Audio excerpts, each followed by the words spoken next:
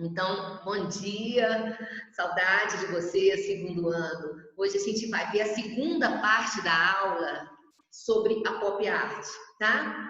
Então a gente vai ver o cinema na época da pop art, eu vou falar um pouquinho sobre a música também. Então é a parte 2. Nós vimos a pop art, né, na aula passada e agora a gente vai finalizar, tá bem? Então esse é o meu objetivo com vocês.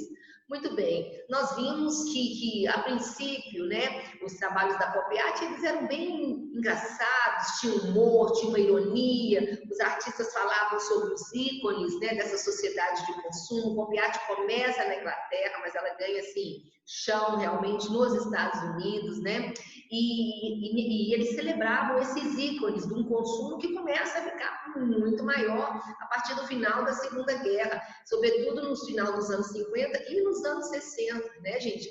Tem um elemento aí que ele é, assim, impactante, que foi a televisão chegar na casa das pessoas.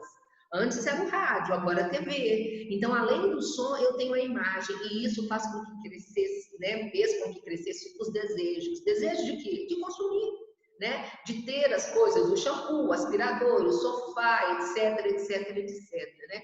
Então, a gente vai ver essa diferença de comportamento, e a pop art se viu muito bem nesse momento para expressar. Contei para vocês no capítulo anterior, quando a gente viu a arte ali dos anos 50, ligado à Guerra Fria, o mundo dividido em dois polos, capitalismo e socialismo, nós vimos que tinha uma preocupação do governo americano em divulgar todos os seus ícones, as suas verdades, os símbolos desse capitalismo. Então, tem uma corrente de historiadores que afirma que nas galerias de artes, entre diretores, né, entre cineastas, entre os artistas, existiam agentes da CIA infiltrados, e esses agentes, eles trabalhavam como incentivadores da pop art, porque era muito interessante que os símbolos americanos rodassem mundo afora. Isso eu já havia falado para vocês na aula passada, né? Muito bem. E o cinema e a pop art, eu trouxe assim uns 2 ou 3 filmes e os 2 ou 3 cineastas para explicar um pouquinho para vocês entenderem. Vou falar do cinema americano nesse momento, né, anos 50 e 60. A gente vai ver que o cinema vai ajudar a divulgar também esses traços da cultura americana, né?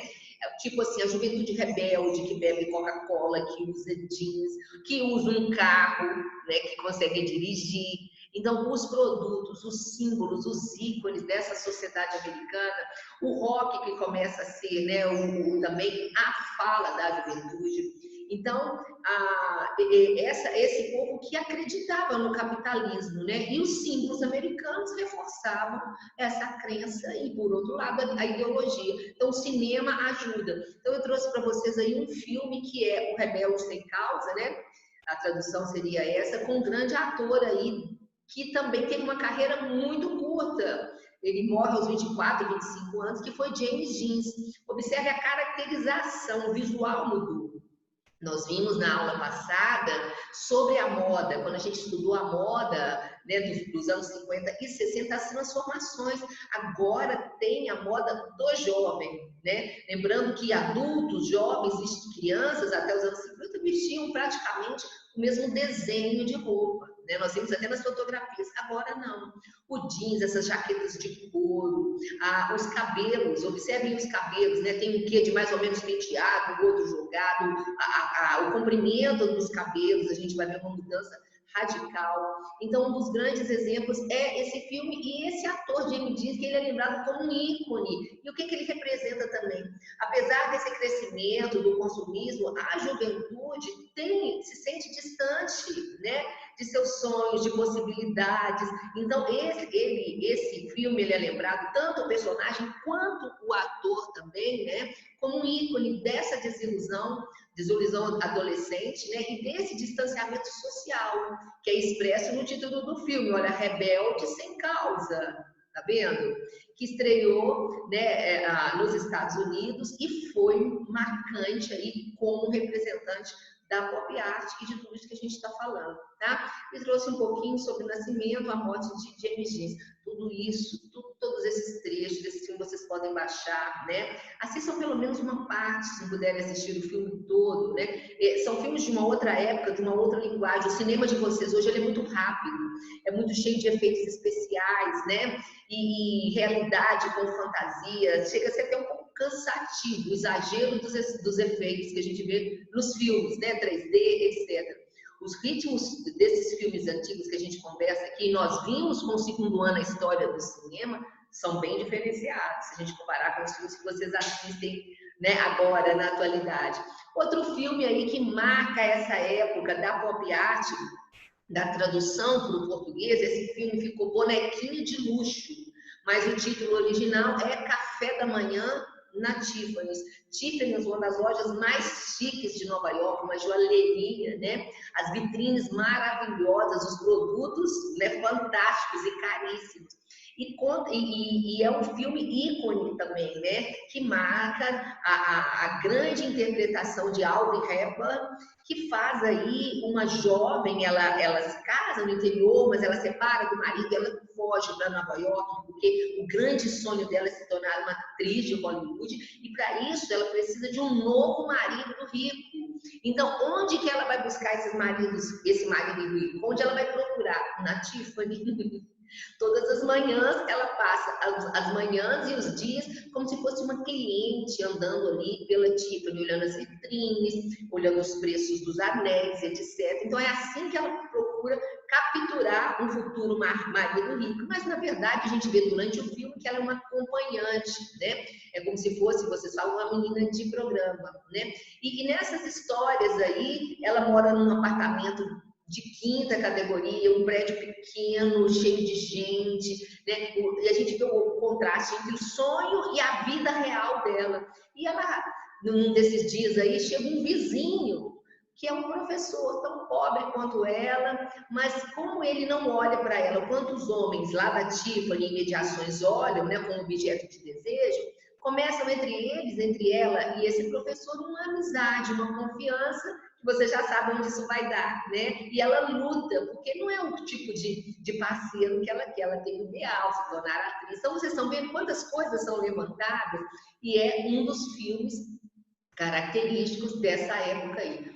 Outro que se destacou no cinema, por incrível que pareça, não é tão lembrado, que é o mesmo que fez, vocês viram quando nós estudamos as serigrafias, o Silk Screen de Andy Warhol, as 20 Mermes, a Lata de Sopa Campos? Pois é, ele também se aventura pelos rumos, pela linguagem cinematográfica. E os filmes são incríveis, apesar de à primeira vista, se eu contar aqui para vocês, vão falar, professor, esses filmes, isso é coisa de louco. Mas, como eu sempre falo, vamos ver com outros olhos, vamos pensar qual a reflexão, o que ele está levantando, né? E ele faz os filmes, né, que mostram corriqueiro. São cenas corriqueiras, por exemplo, ele filma conversas de hóspedes de um hotel. Conversa, um pedaço de uma conversa aqui, outra ali, outra ali. É um filme, vou explicar daqui a pouquinho. Ele faz um outro filme que se chama O Beijo, que são vários beijos, casais beijando. Só isso que é o filme dele.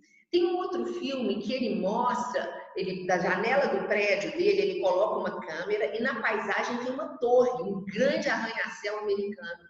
E esse filme tem 8 horas e alguns minutos de duração, mostrando dia e noite aquela torre, aquele arranha-céu americano. Então, vocês observem que ele faz uma reflexão sobre esse cotidiano americano, sobre coisas banais, né? Como pessoas beijando, pessoas conversas, pedaços de conversas, como os hóspedes do hotel, com uma visão de uma janela, né? Ele insiste aí nesses atos por horas, por minutos, né? Nunca buscando assim uma glorificação ou uma estilização, mas ele está buscando tentar mostrar para vocês uma essência, talvez uma essência elementar, né? Fazer filmes que a gente possa ter qual palavra que eu coloco aqui? Uma revisão do cotidiano, das coisas que automaticamente observamos, né? Como um beijo, como uma conversa, como uma paisagem da minha janela. É tudo tão massificado, é tudo tão robótico. E é ele que fala para a gente, lembra da aula passada? No século XX, as pessoas serão famosas por 15 minutos, a rapidez de tudo. Então, ele paralisa um pouco ali para a gente fazer uma reflexão sobre esse consumo, sobre essa vida que corre, sobre essa velocidade, sobre a cultura de massa, né? Sobre essa sociedade massificada. Eu acho muito interessante, vocês podem achar trechinhos na internet, né?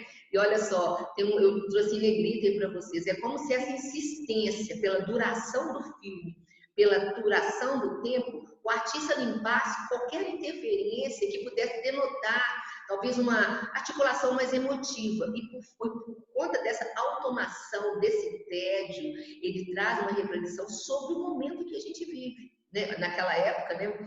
De automação, de tédio, que também não mudou muito, não é? Muito bem. Aí eu trouxe algumas cenas, ó, do Beijo, que é um filme de 1963, não tem um roteiro estipulado, né? Cenas do filme, e um pouquinho mais. E o filme que eu falei para vocês, Ampare, de 1964, que é só isso. A câmera fixa uma janela entre a noite, o dia, o nevoeiro, as luzes da cidade, a luz do meio-dia, e a câmera fixa. Já entenderam, né? Qual seria o objetivo? E esse que eu contei para vocês é do hotel, que fala das moças do hotel, que conversam, então ele pega pedaços de conversas partidas, como se fosse uma colcha de retalho, né? E nessas conversas, às vezes situações até dramáticas, né? A gente vê que são momentos que você escuta apenas um lado, depois os dois lados, e é o cotidiano. Seria uma contextualização, né? Sobre esse cotidiano, para a gente pensar a respeito. É uma cena do filme deles. E nesse momento, gente, no cinema internacional, e a Europa ainda dita e ditava muitas, né, novidades culturais, tem a Nouvelle Vague, que é um estilo de cinema que influenciou o cinema brasileiro, por incrível que pareça. Quando a gente estudou um capítulo aí no primeiro semestre, a história do cinema, primeiros anos, as invenções, no final eu encerrava falando um pouco do cinema novo no Brasil. Lembra Glauber Rocha, o filme Deus e o Diabo na Terra do Sol, Terra em Trânsito? Glauber Rocha e cineastas dessa década, final da década de 50 e anos 60, tem influência da Nouvelle Vague, que é um jeito de fazer cinema francês. Nouvelle Vague significa uma espécie de gíria, seria a nova onda, vague, onda, novel, nova. Então, a nova onda, né, traduzida aí ao pé da letra. Esses filmes não tinham uma narrativa linear, assim, tipo assim, início, meio e fim, não. Eles eram articulados, poderia começar do final, depois mostrar o início, depois o meio, né? As cenas focam principalmente o psicológico das pessoas. Os personagens têm sentimentos contraditórios, como a gente, às vezes não tem certeza de todas as coisas, estamos em dúvida sempre, em transformações. Somos personagens, né? Os personagens são personagens humanos, como somos no cotidiano, cheios de dúvidas, né? Sem aquelas divas do cinema que Hollywood mostrava, sem personagens que são heróis, não, mas personagens cotidianos, né? Foge aquela coisa do apelo sexual, o apelo agora é mais intelectual. E outra coisa, meninas, as mulheres agora, elas desafiam os homens nas histórias, né? Elas têm agora vontades, elas têm um poder de ação dentro dessas histórias. Então, é uma categoria muito inspiradora, e no Brasil, no estilo de cinematografia chamado Cinema Novo, surge um jargão, uma frase, né, que representa muito, que seria uma câmera na mão e uma ideia na cabeça. O cineasta, né, poderia entrar onde quer que fosse filmando. No Brasil, a gente vai ver as favelas, o menino que vende amendoim na praia, a favela onde ele mora, né? A gente vai ver os retirantes naquele Vidas Secas, do Graciliano Ramos, também de Nelson Pereira dos Santos, que foi uma grande realização dentro do cinema novo, né? E bom, então isso a gente já viu um pouquinho. Eu só queria deixar fixado aqui que foi um estilo que nasce nesse período, né? Que a gente está estudando aí, que é o período da pop art. Aí eu trouxe mais um pouquinho aí, algumas citações, vocês podem viajar muito nesse filme. Por exemplo, um dos filmes que marcam a novela em Bali é Hiroshima, Meu Amor, que conta a história aí de uma americana que vai morar no Japão e se casada, e ela se envolve com um arquiteto casado. Então, são histórias corriqueiras, né? A pessoa se vê na tela. Música. Bom, a música dessa segunda metade, a grande revelação é o rock, que é a voz dos jovens, né? Ele se espalha, as letras têm liberdade, foi influenciado pelo jazz e pelo blues, e também pelo folk. Nós estudamos, né? Na aula passada, naquela primeira aula do capítulo 16, nós vimos todas essas influências da primeira metade da música popular do século XX. Então, falei do blues, falei do jazz, falei do folk, falei de Bob Dylan, né? Falei do saxofone, que influenciou principalmente o jazz. E o rock seria uma evolução desses ritmos, né? E com a entrada de sintetizadores, né? Isso modernizou, isso modificou o som e o próprio ritmo, né? As guitarras. A guitarra, qual foi a origem? Uma espécie de violão que teria um sintetizador, né? Que é um detalhe, um aparato eletrônico para produzir sons gerados através da corrente elétrica. Isso mudou a leitura do som, a mudança da música. De destaque para essa época, Elvis Presley e os Beatles. Aí os sintetizadores, um pouquinho de Elvis, chamado o rei, né? O rei do rock naquela época. E a moda, né? Esses artistas também influenciavam na moda, na roupa, no jeito de dançar, no jeito de vestir. Os Beatles com seus cabelos, todos os homens naquela época começaram a deixar os cabelos mais despenteados com Elvis e mais longos com os Beatles. Trouxe um pouquinho da história dos Beatles, né? Todos vocês conhecem. Tinha um professor de inglês no colégio, com todas as aulas, ele trabalhava com inglês, o professor Marcelinho, principalmente em cima, ainda está o Marcelinho, das músicas dos Beatles. Então, essa genialidade dessas letras, desses ritmos e a história da banda, que eu não vou falar agora, né? Mas a influência desse jeito de cantar, descolado, as guitarras, os cabelos, né? E as letras, até a princípio, as letras deles eram letras bem bobinhas, bem simples, bem letras dentro desse universo. Vou desligar aqui, com licença. Muito bem. Então, desculpe. Então, a gente está vendo aqui, olha, um pouquinho sobre os prêmios que eles já ganharam, e a revista Time, ela fez uma avaliação das pessoas mais influentes do século XX. Os Beatles estão entre essas 100 pessoas mais influentes, o grupo dos Beatles. E agora vou falar rapidamente esse finalzinho dos grupos que surgem aí e que até hoje, com licença, são populares, desculpe. São populares, como o Pink Floyd, vocês ouvem muito, né? Pink Floyd, parece que professor de sociologia usa, professor de inglês também. Grupos que continuam atuais, apesar, às vezes, de terem separados, outros voltaram, outros tiveram outros integrantes, outras versões, né? Jimi Hendrix, contei para vocês da grande apresentação dele em Woodstock, onde ele mostrava o hino americano na guitarra. Ele começou tocando o hino americano e no meio do hino ele começa com a guitarra, com os ruídos das cordas, a imitar um bombardeio, aviões, bombas, explosões, né? Foi um dos destaques da aula que nós vimos a música na primeira metade do século XX. Esse festival aconteceu na segunda metade de Woodstock, né? Na década de 60, final da década de 60.